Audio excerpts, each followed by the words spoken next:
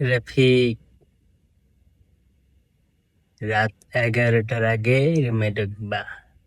11টার পরে আসতে রুম খুলবা না, বুঝছো?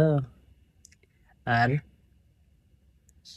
প্রতি শুক্রবার রুম সুন্দর করে ঝাড়ু দিবা। আমি রুমের বড় ভাই, আমার কথা জানবা। তুমি গত শুক্রবারে রুম ঝাড়ু দাও নাই, এই শুক্রবারে মনে করে দিবা। আর পানি আমি আনছিলাম 3 বোতল, এই 3 বোতল পানি শেষ হয়ে গেছে, তুমি আর পানি আনো নাই।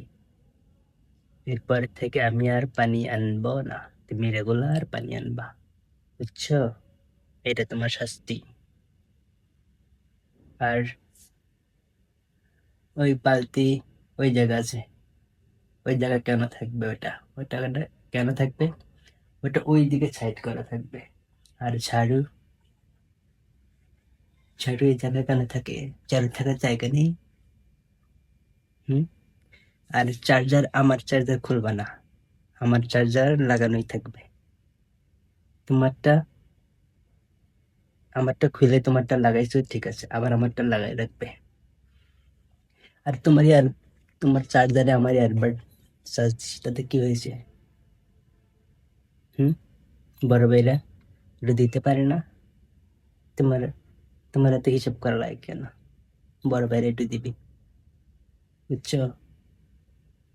আর কথা শুনবা, বড় ভাইয়ের উপরে কথা বলবা না, বুঝছো? সম্মান করবা, তাহলে অনেক বড় হবা,